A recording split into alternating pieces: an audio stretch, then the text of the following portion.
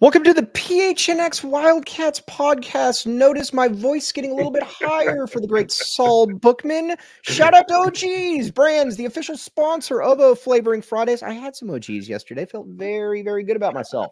Head on over to ogsbrands.com to see their full lineup, including their newest gummies, the OG's Naturals, the Big OG's, and find out where you can purchase. Okay, Mike, do you know what day it is? Oh, shoot, it's not Friday. I do apologize. I'm looking at the wrong reads. Oh, my gosh. I do apologize. Oh, well, we just got what? We just got a free read in here.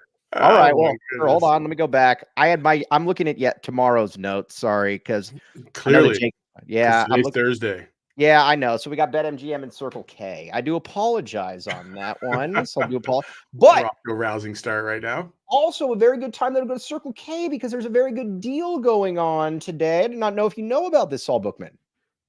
I do not know. Oh, wait, today. Isn't it today? It is today. 40 cents off of gas? Yep, from 4 to 7. Ooh, let's go. Dude, there are people tweeting at me saying that they only put $5 in just so they can go back at 4. That is what this is. Yeah. This is Gonga. We need to have this one happen. So anyway, I do apologize. That is a free read for OGs. They deserve it anyways. And we will get back to it. I do apologize. OGs, Mike. Yeah, OGs, literally. All right, we got a lot to get to this show. We're going to talk about Arizona football commits. We are going to talk about Arizona UCLA. We're going to talk about some top 5 teams in school history. Very, very curious where Saul Bookman and I part ways. And we're going to talk with the great Erica Day later on. Erica did a great job last night. But Mike, before we start, listen, it took me a lot of time to try and design my whole background here. And I take a lot of pride in it. You see, I got loot right here, and I got the Nick Johnson cover right there. I got this little cool U of A thing right here, and the national championship hat right there. Yeah, no, I like it. How long did this take? Now, Saul Bookman, you're a craftsman. I imagine this took you like 10 minutes. No, it definitely did not take me 10 minutes. I did the whole room. So now, cool. you've also built your own wooden couch. This is correct. I have outdoor wooden couch. Yeah. Very, very impressive. No, it looks really good though. I like it a lot. Thank you. All right. Now, Arizona gets a football commitment. Arizona, there's going to probably be another one coming in the works, but Arizona got a football commitment from Kedrick Riscano, 4-star running back out of Ole Miss. These are the kind of guys you want. They talked about getting transfers with upside. Arizona needs a power back. This is certainly a power back that can fit in well with Quali Conley and our guy Fam Rayshon Speedy Luke. Absolutely. Came out of Texas. The only highlights we could really find of him are obviously on his huddle highlights when he was playing in Texas high school football. Sorry, man, I had to sneeze. Run the highlights there, Jacob. Listen, you gotta love what this kid is all about. He's a tough physical runner. You can see it here in high school. 3 or 4 defenders, doesn't matter. He's getting around them. He's got nice little speed. I think towards the end of his high school career, his speed started to take off more and more and more. So he's a strong back, but he's also shifty, and he's powerful. He's 6 foot. I believe he's like 205. So he's got some room to grow in terms of physicality. But man, this is a good get. This is a good get for depth. Yeah, and Alonzo Carter he had prioritized 2 running backs outside of another one that we might talk about a little bit later, but he had prioritized 2 running backs, Riscano and Isaiah Augustave, both great names, by the way, Kedrick Riscano and Isaiah Augustave. So this obviously, this fits in very well with what Arizona is trying to do. So that, like I said, this coaching staff, like I was telling people, just give it a little bit of time. Just give it a little bit of time because at the end of the day, they know what they're doing. This is a very, very good get. And we've talked about it before, Saul. They know if we know what some of the positions of weakness are on the team, they certainly know better than we do. So again, give it a little bit of time. Give it a little bit of time. They know what they're doing. Yeah, absolutely. Yeah, I mean, listen, it's different recruiting to the Mountain West than it is to the Big 12. Let's just say that. Okay. And now, again, I think this is actually perfect timing. And I don't think we've really discussed this. The fact that Brent Brennan came in here now as we're heading into the Big 12, and that opens up a different pool of candidates across the country than you normally would have gone after if you stayed in the Pac-12. Like it just does. Right. Now you're looking at kids from Texas because you get to play games in Texas a lot more. You look at kids in the Midwest a little bit more because you're playing games a little bit more centrally located in the Kansases as well. So in addition to Florida, you know what I mean? Right. So I think now you're running the gamut of the country, and you're starting to see these kids who maybe would never have paid attention to Arizona because they didn't want to be stuck on the West Coast. Now they're going to be paying attention to Arizona because they have the opportunity to come back home, play in front of their family and friends, and move on. So I think this is great. And honestly, some of the schedule that's already come out looks fantastic. Kansas State Friday night on Fox, 5:30. It's almost like they knew that we were going to be in attendance, but this is going to be a big game, Saul. I want to talk to you a little bit about this, a little bit off script here. This, to me, is going to be the first real test of the Brent Brennan era. If you go in there, Kansas State's going to be a top 15, top 20 team. If you go in there and you beat Kansas State in their home squad, then you're probably start looking at a top 10 ranking, and you've got a lot of upward momentum, downward momentum. Upward momentum. Upward momentum, although it would seem, yeah, that's a good point. Upward momentum. This is going to be a big game for them, Saul. I was very excited to see that it was and a 5:30 kick. We very much like this. Listen, I worked for that program for a year at K-State. I'm very familiar with their facilities, their crowd. Their crowd is electric. That town is only 20,000, a population of 20,000, and that stadium is 67,000, and They pack it every single weekend. Like, they are a rabid fan base. It is hard to beat Kansas State at Kansas State. They are a tough team at home, and they've got a really good program going on there. So it's going to be a challenge. It's going to be hard. Listen, whether Arizona wins or not, I don't think you need to freak out, but it needs to be competitive. Yes. And I think we need to see some things obviously in that. And the thing about Kansas State that makes them so difficult is that they're not like a spread type of team. They very much are. They're going to run. They're going to dump it off to the tight end every now and then. They'll use their wideouts for sure, but they do some gimmicky stuff with their run game that you just don't see every single week in college football, and you really don't see across the country. They have some unique running schemes out of the power eye, out of the not wishbone, but out of the shotgun that a lot of teams don't really utilize, and that's going to make a difficult challenge. Now, if U of A is able to win, I said ASU because Chris just put ASU in the chat. If U of A is able to win that game, man, 3-0 start technically in the non-conference, even though K-State is in our conference, but that's not going to count as a conference game. That's huge. That is huge as you start Big 12 play. Yes. Now, also, Kansas State is going to be breaking in a new quarterback. Now, granted, he played in their bowl game last year. Will Howard is off to Ohio State. But Arizona got to be able to take care of this first guy out there. What are you shaking your head at, Saul Bookman? Dude, I think Avery Johnson is a million times better than Will Howard. Avery Johnson is dude, that guy can play. He's got athleticism. He can throw the rock. He's just a really good player. And I will say this. I do think Avery Johnson, by the end of the season, he will be nationally recognized without a doubt, because I do believe in his top 15 Heisman odds already, and he's played like one game. So he's legit. Yes. Now, you know what he also was very good at that is not enough people are talking about it in their previews about Arizona and Kansas State. He was very good at the corner elbow jumper for the San Antonio Spurs back in the day as well. I bet you didn't know that. Different Avery Johnson, but yes. That was good. Saul, that was funny. Yeah, he also was the head coach of Alabama. He also was the head coach of Alabama. Yes. Avery Johnson. Yeah. By the way, the Admiral. He is an interesting guy. Have you ever talked with him? I've talked with him once. I actually took a picture with him at Sean Elliott's retirement ceremony for the Spurs. Oh, very cool. All right. Well, then he's an interesting dude. Like he's no, I'll put it to you like that. But either way, an excellent opportunity for Arizona. Riscano, you're looking at a 3-headed backfield right now, possibly a 4-headed backfield. Wink, wink, wink. But wink, wink, wink. That's called a tease in the industry. But that's where it's at now, Saul. Now, wanted to talk a little bit, wanted to switch topics real quick. Arizona, UCLA. This needed to happen. I'm glad cooler heads prevailed. This is the preeminent rivalry on the West Coast. I don't care about anybody else. These are the two schools. This had to happen. I'm glad that both sides decided to be grown-ups and decided to make this happen. Yeah, I'm very happy about this. I do agree with your boy Aaron Torres, where he said, "I wish schools would stop with the neutral game site games." I agree. Like, just Come on, man. We saw how cool it was to go to Duke and play at Duke and how electric that game was, right? And then we're going to get it in return this year. They're coming here. Like, these are the games that get your fan base really, really excited because you get to really see what they're all about. Like, those tough environments build grit and grime. A neutral game is just like, why don't you just give me 45 NCAA tournament games then, for crying out loud? I'm not a big fan of the neutral site games outside like the traditional ones, like the Maui Invitational is pretty cool. Yeah. If you're playing an actual tournament, I'm cool. You can play neutral site, that's fine.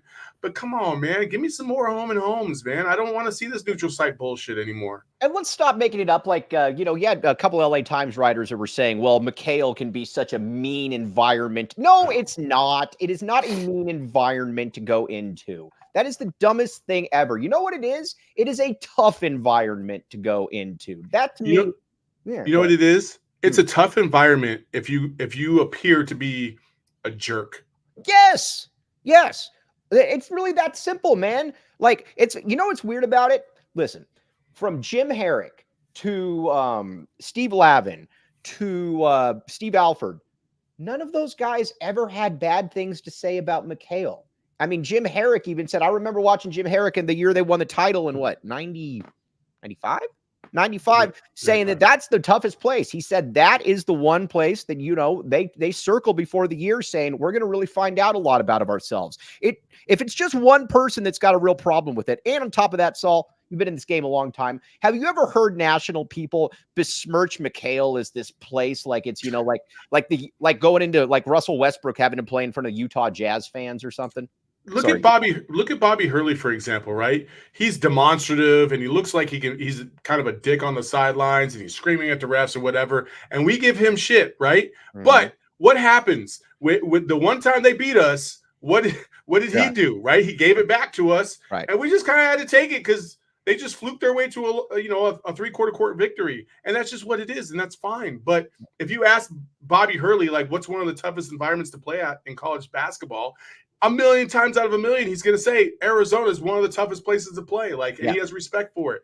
Mick Cronin is a dick. Nobody likes him. Zero people like him outside of UCLA, and even people at UCLA don't like him. So, we're going to give you a bunch of trash. And then when you spit on some people, guess what? They're going to give you some shit back too. Like, that's just what it is. So, again, just like in life, don't be a dick, and you're going to be all right.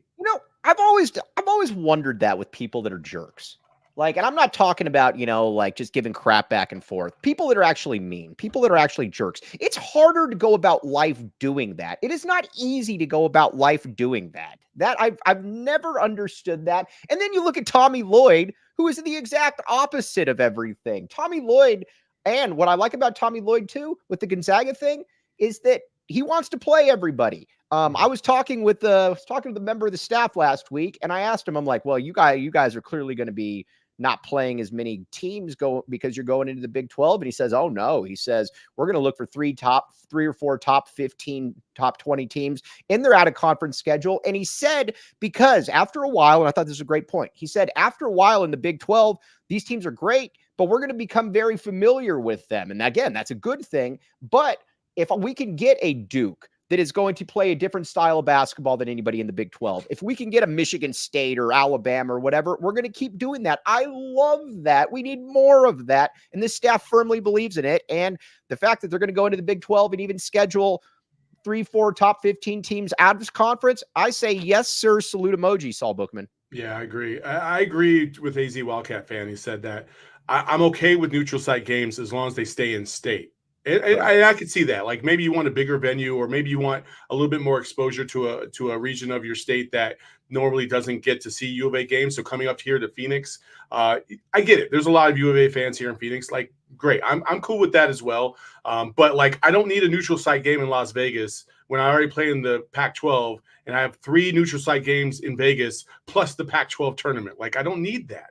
You know what I'm saying? And so those are the things I'd like to see us avoid.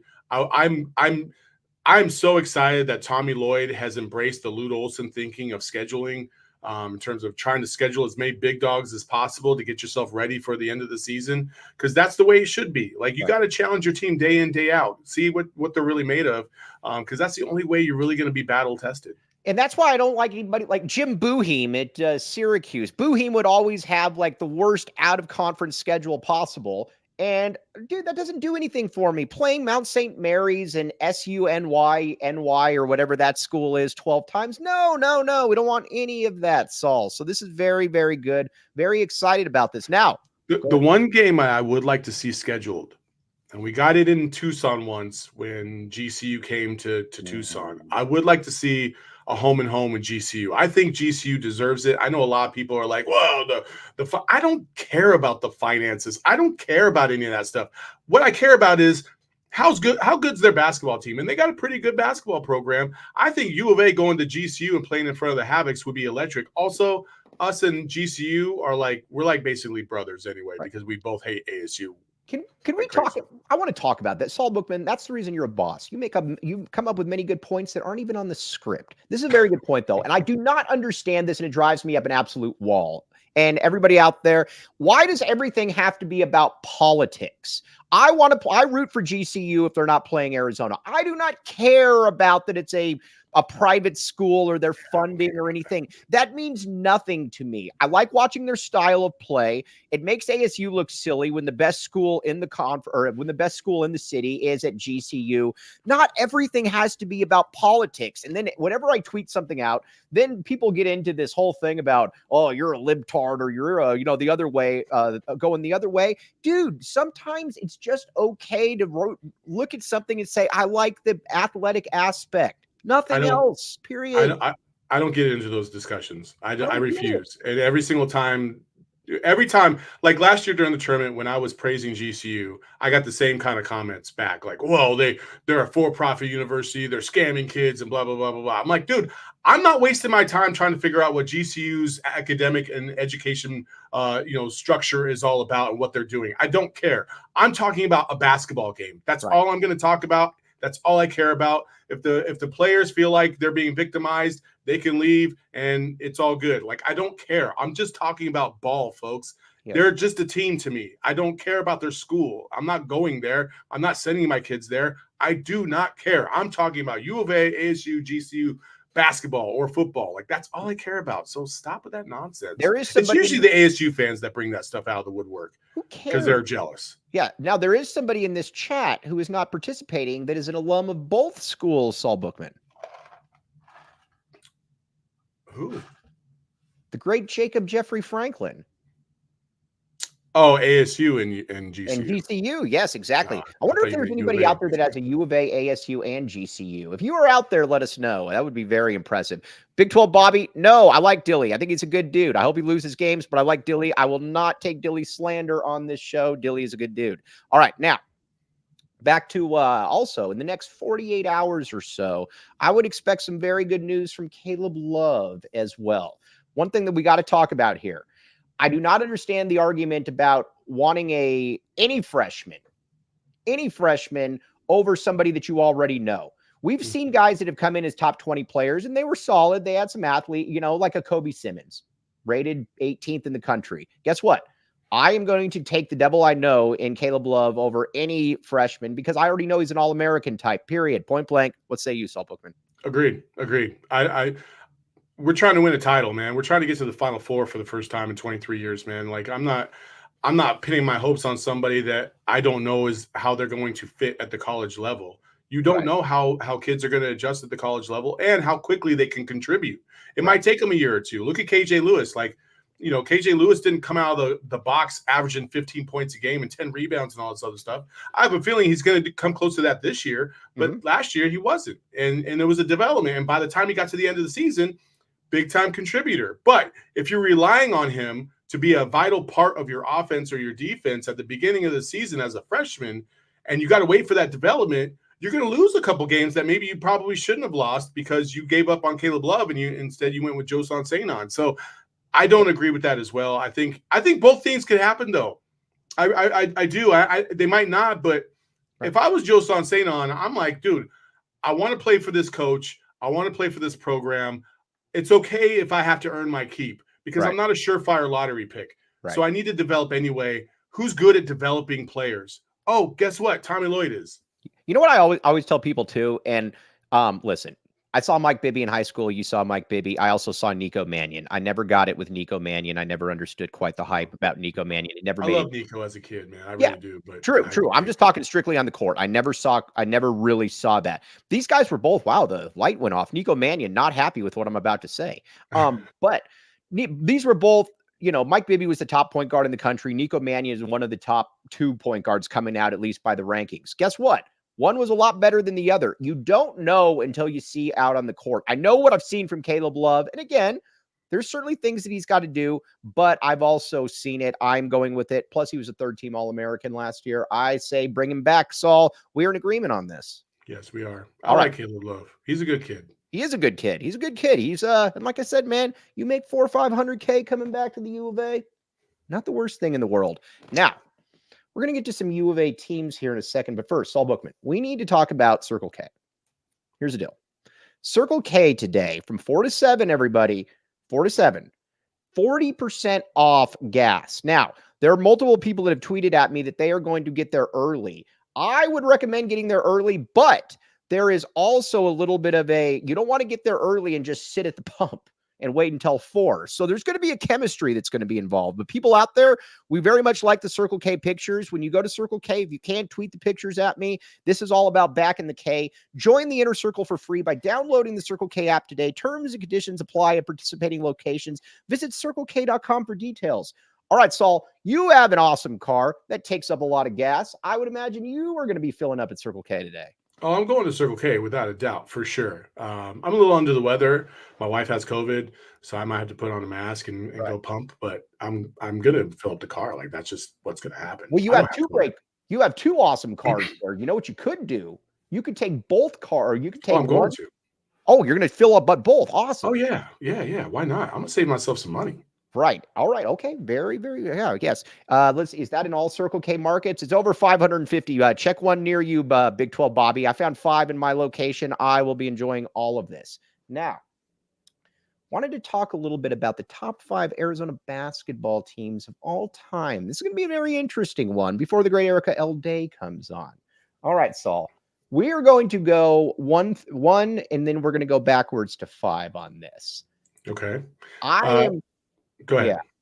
You want me to go first or you? I'll go first. I think that the ultimate, card is winning a national championship. So I feel like obviously number 1 with the talent that team had, number 1 all time is got to be the national championship team because they made history. And I know there might be on paper, there's one other team that I would look at and say, ooh, they might be right there, but they didn't win a title. And to me, you got to win the title. All right. I disagree. I'm going 0-1 Arizona. I knew that was the other one. That was the other one. I was, for what it's worth, and, obviously this is our list, not theirs. Whenever I have had Roz on the show, Roz will always tell me that, and in his opinion, it was 0-1 by a mile. He said, that team didn't have any weaknesses. We got screwed in the Duke game. And by the way, I love coaches that say they got screwed in the game. Sometimes it's okay to say that. Now, not like the Mick Cronin thing where you just say that you always got screwed, but that you got screwed in a game. But those 2 teams, those from a raw talent perspective, those are the 2 most talented teams in school history by a mile because there really was no weakness. I mean, when Bennett Davison is considered your weakness and he's 11-6, I mean, that's not really a weakness. The thing that was amazing to me about about 0-1 is that you had 5 of the top 25 teams or players in the country at the midseason when they had the Wooden Award. You had Gardner, you had Arenas, you had Jefferson, you had Wright, and you had Woods, all in the top final 25. So that was the roster that I think was just made on paper. But either way, I have no problem going your way, Saul. But those to me are the 2 teams. Yeah. So I have them as number 2. So I agree. You agree. So you have 2001 as number 1 and 97 as number 2 then? Yeah, I got 98 because I thought they were better. They lost to Utah, but yeah, same thing though. Yeah. So I have the 98 team as number 3 on my list. Okay. Just because again, they didn't win the title and I thought 2001 was better than 98. And so I do have 98 as my number 3 team. What say you? I've got 80. I've got 88 at that point. At number 3. Yeah, because I got 98. I jump. These things are a little bit different. Wait. So you have 2001, 98, 88. Correct. Yes. And you don't even have the national championship team in your Right, top because 3. I consider 98 better than 97. They didn't win But at they didn't all. win the title. No, I They get didn't it. even get to the Final Four. Oh, I get it. I get it. That's what happens when you go to Miles Simon's father's house and you get plastered the previous night. You got to take that stuff seriously. But I would take 98 in a game against 97. Just my take. But now, because it's the same exact roster, only they're a year older. All right. Okay. I got 88 at number 3, though. Number 3, 88 goes into the season or goes into the tournament ranked second in the country. A Steve Kerr. It's funny. Steve Kerr, who is known rightfully for being so clutch, comes up with maybe the worst game of his career against Oklahoma. Obviously, had the best player in school history in Sean Elliott. That was an awesome team. That was the team that really put Arizona on the map. That was the team that broke through. And again, a very, very awesome team. What say you, Salbuk? Yeah, I have 88 at number 4. Okay. Again, they're the team that set the precedent for the University of Arizona. Like that's right. You can't deny that. So I do have them at number 4. Okay, 90. I got 94 at 4. 94 at 4 is the one that made Arizona basketball sexy. I will say this until the end of time. My big thing is, and I would always ask Dave why Arizona would not retire Damon Stoudemire's number. I never got an answer that I liked, and I like Dame. But listen, Damon and Khalid, that was the West Coast Allen Iverson. That's the best way that I can tell kids coming up now. Damon was that dude. Khalid was that dude. You talked about it yesterday too, that, Khalid was a guy that kind of probably took a back seat when a lot of people wouldn't have. You don't just go from averaging 12 for your first 3 years to almost 25 per game without taking a lot of sacrifices. Those two dudes, obviously you had Reggie at the 3 who could guard Jalen Rose one game and Allen Iverson the next. You had JB up front. You also had Rayos. That was an awesome team. They lost to a better team in Arkansas. I'll just leave it at that. Go ahead. At number 5, this might be a little controversial, but I do not have that team. I have the 2000. This is the only team that did not make the Final Four that I have. Okay. And I do believe that the Sean Miller era needed to be represented in some way, somehow. Okay. So I have the 2014 team with Aaron Gordon on it. Okay. Because that team, again, we talk about the number 1 team in the country at a certain point. To this day, I will say they would have won the national championship if Brandon Ashley doesn't get hurt. I truly believe that defensively, as good a team defensively as you're ever going to see at the University of Arizona. Aaron Gordon, Caleb Tarzewski, Richard Jefferson. I'm not Richard Jefferson. I'm sorry, RJ. Rondé Hollis. Rondé Hollis Jefferson. God dang it. Why am I thinking? Rondé Hollis Jefferson, TJ McConnell leading that group, and then Nick Johnson. I mean, those 5 alone, just amazing defenders. And so that to me, that was the team that I really think should have been in that top 5. And that's an injury that nobody ever brings up, and I'm always curious about this because the Brandon Ashley one is obviously Lauren Woods. Arizona was the number 1 team in 2000 going into the NCAA tournament when Lauren Woods hurt his back and wasn't able to play, and that's when they lost to Wisconsin in the second round. That's always one of those injuries that I don't think it's brought up enough. But here's who I have at number 5, Saul. Something a little known fact here. The team that I have at number 5 spent the most years of any Arizona team ranked number 1 in the country. The most years? I mean, the most, good call. The most weeks. Oh, man. Most don't get this. Ooh, that's a tough one. You should, if you give it some thought. Now, who is your favorite? Who do you consider the best shooting guard in school history? Gilbert Arenas. I thought you said Salim. Oh, I'm sorry. Yeah. I'm sorry. Yeah, okay. You're right. What year did Salim probably have his apex game? The one where you're like, just the UCLA game, you mean? Kansas, when they went into Fog Allen, and then they destroyed Kansas in the second half. Arizona, 2003. Spent 6 weeks ranked number 1, went in as the second team in the country. They lost in the Elite 8. That was a team where you had Gardner, you had Walton, you had Stoudemire, you had Fry, you had Anderson, but then you also had Hassan and Iggy off the bench as well. Little known fact, tease your friends it's a little parlor trick. Tell your friends at the having a couple beers. That's the team that had the most number 1 years, not many or seasons, weeks. Not many people know that.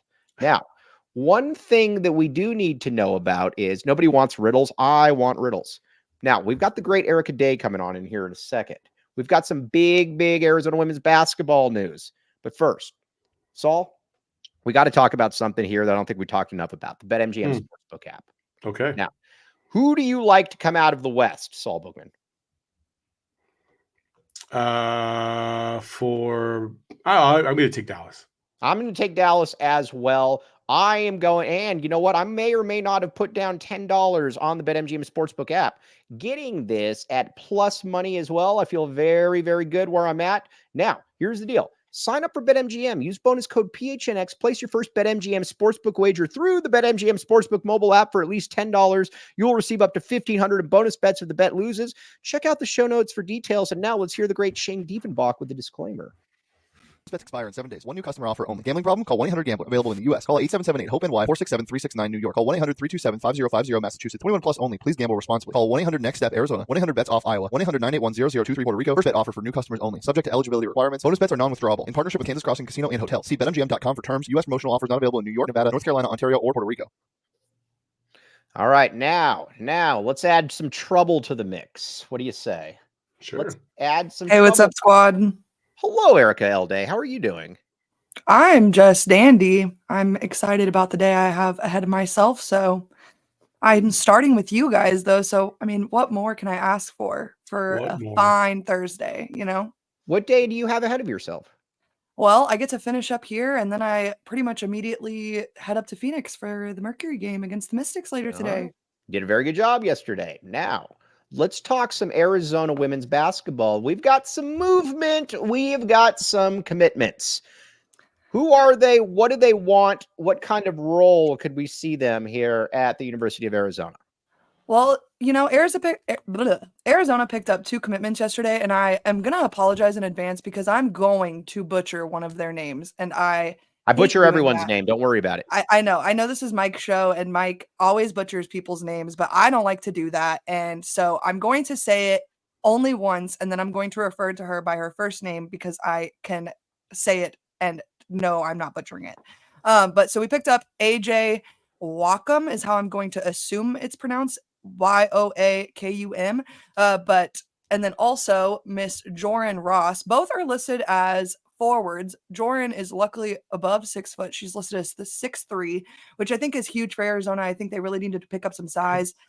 It's Adia. See, of course. Well, because I typed it in and some white lawyer guy came up and I was like, that can't be it. I'm like, you can't use Google. She's a transfer from Florida International, correct? Yes. And listen, I did Google her name, Mike, many of times actually at this point, quite a few times in the last 12 hours.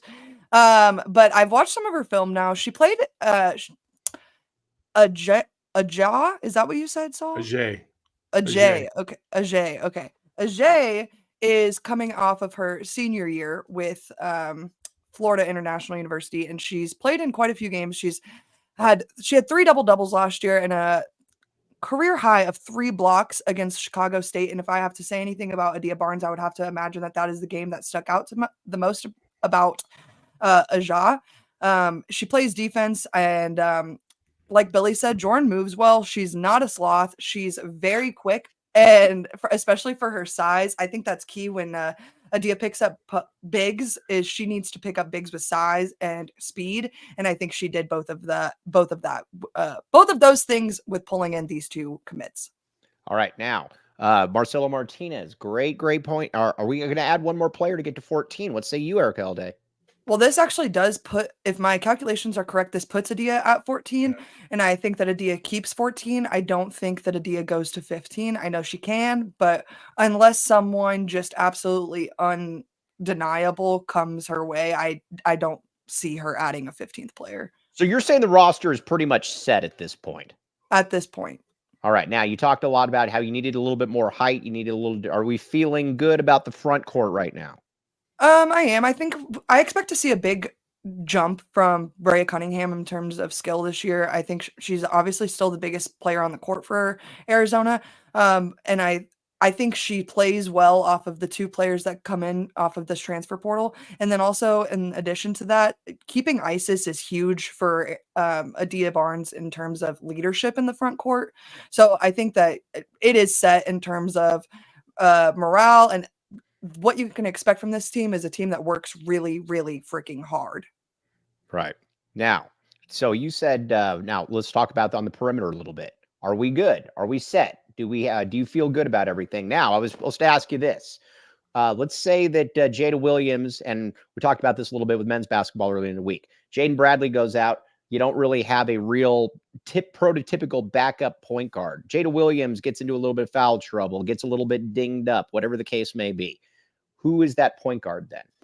I believe that Skylar plays point for us, and if it's not Skylar, it's going to be the transfer Paulina Paris. She handled the ball really well at UNC, and I think UNC is a good school to have come from. They play against pretty good competition over there, so it's not like she's coming.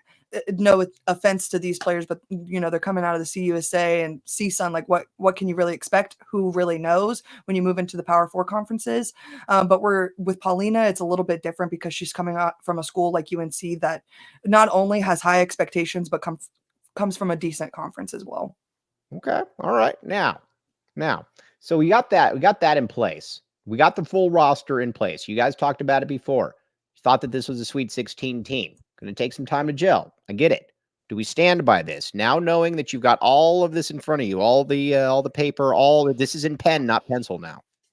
I do think so. I think the Big 12 is heating up in terms of women's basketball. The competition in the Big 12 is going to be crazy on both genders of basketball this year. I mean, TCU is going to be unreal. Iowa State is going to come for blood. Like, this is going to be a no joke kind of conference. So Arizona is going to have to step it up and, like I said, do exactly as I said and work really freaking hard. Like, this is going to be a different conference than the Pac-12.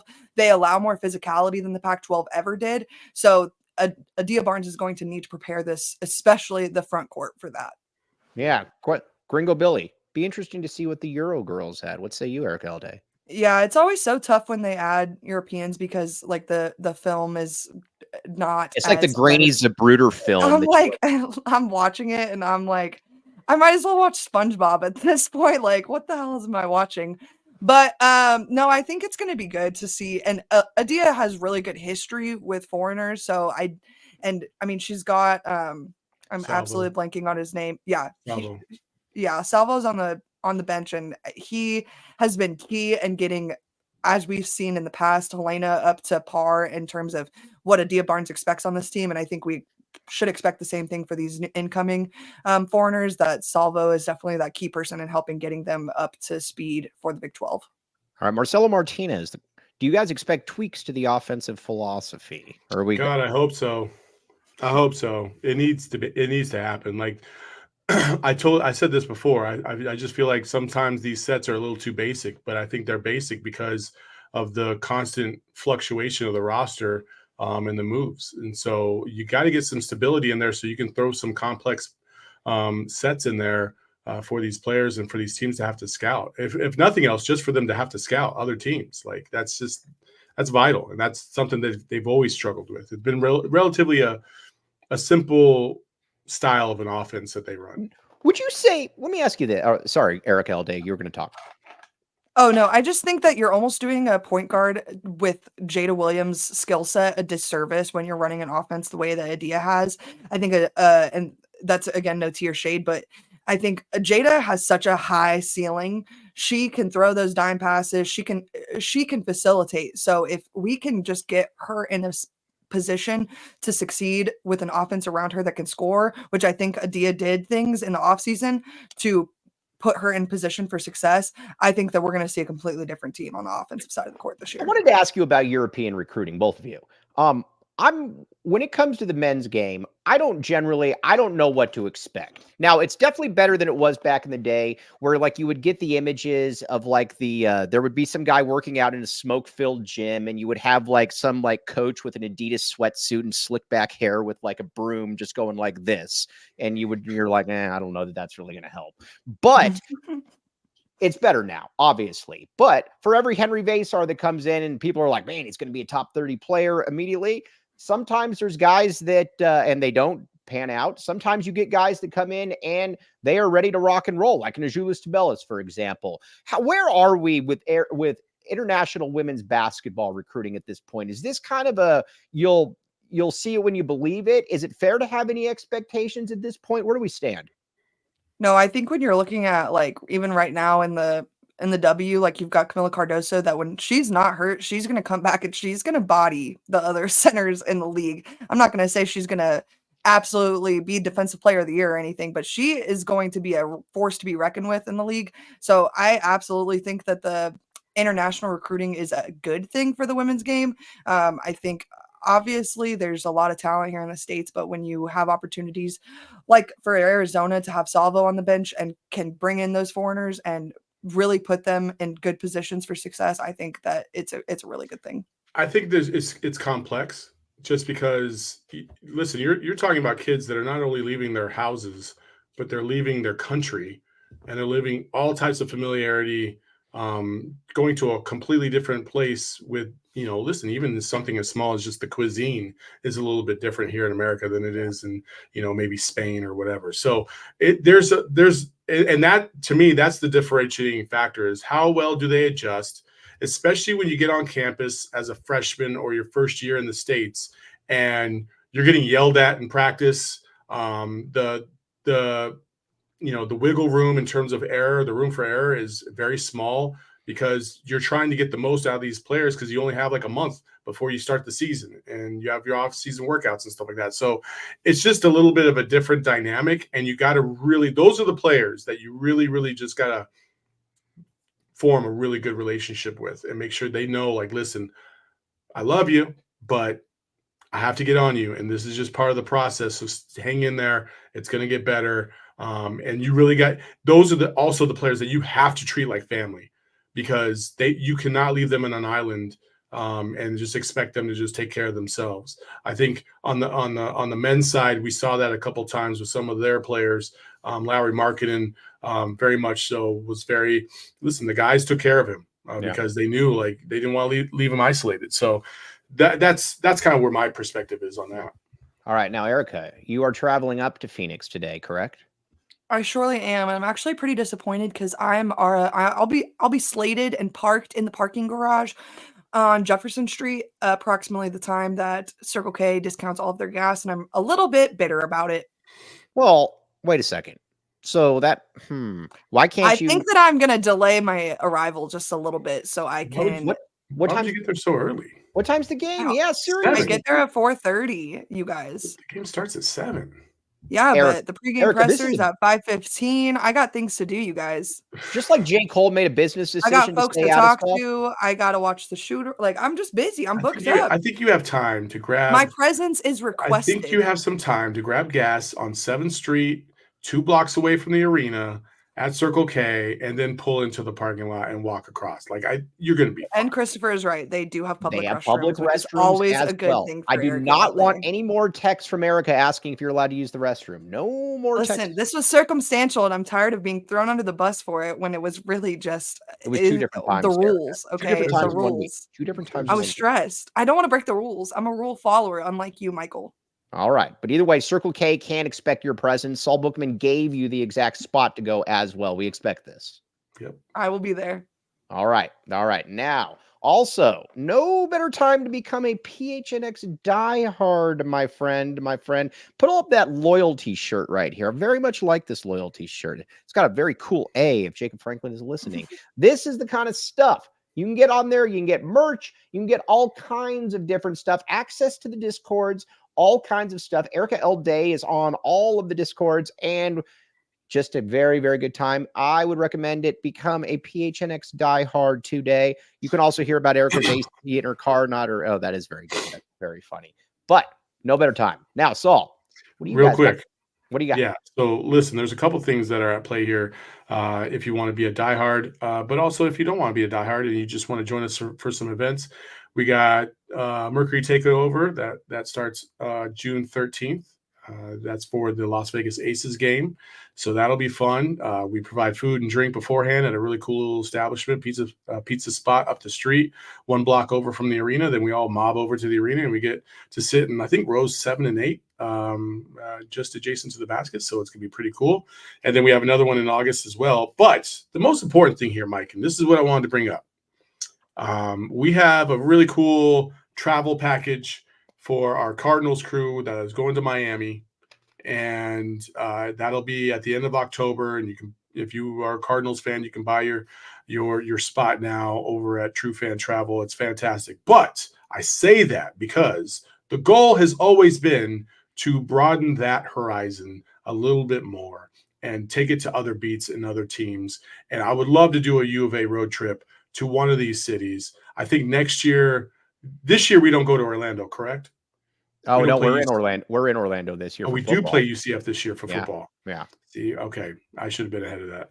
Well, maybe 2 years from now, we'll go to Orlando. But U of A playing against Kansas, if they play at the Fog, I just feel like it just makes too much sense to do some type of a travel package where we fly into Kansas City, we maybe do a barbecue tour the day before, then we go to the game the day of, we experience Lawrence or whatever, and then we go back the next day, we fly out. It's just a great experience. So let's do it. So are you saying it's too late to do it for Orlando this year? I mean, the game is the day after my freaking birthday. Like, I feel like that just sounds like such a hoot and a holler. Are you saying it's too late? Well, listen, I think it's too late because I need to get a little bit more participation from U of A fans in some of our takeovers. And I don't want to put a lot of money into something that I don't know if we're going to get quite the output. So we're going to do a couple things to kind of test it out before, to see how much we can get in terms of people involved. Listen, we don't really make any money off of these things. We make a few bucks, but we don't make a lot of money. This is not a revenue driver for us. This is more of just being able to create that community and build it up as much as possible to get people, in one place at one time, repping the red and blue like we all love to. So. But I do have a housekeeping question for Saul Bookman as well. Sure. Can we get some Copper State shirts? Listen, I requested it yesterday. We're working on it, Mike. We're working on it. Are we though? We are working on it. We're working on it. I come up with next to nothing that's smart or intelligent. Even the Mercury people texted me this morning. The Mercury people texted me this morning and were like, "This is amazing," and I'm like, "You're welcome." I know. I don't even ask for anything. I ask for nothing. I don't need a trademark. I don't need anything. I just want to spur the idea to you guys. I would 1000% buy I didn't even know who she was until yesterday, and I would get one of these shirts because it is so cool. So Mike found out that we have the best player in the WNBA yesterday, and he has been losing it ever since. Oh, very excited about this now. So very good news. All right, now let's see here. All right, Saul, what time are you guys going on? 3 o'clock. 3 o'clock. Check it out. Erica Elday, you will be up there signing autographs at the Merc. You will also be getting gas at Circle K. We expect a picture as well. I will be taking a picture as well. But for Saul Bookman, the boss, for the precocious Erica Elday, and the playing sick Jacob Franklin behind the scene, appreciate you, big dog. We will be back with you tomorrow. Appreciate all of you in there. Go baseball as well. You have been listening to the AZ Wildcats podcast. We all silly like the mayor.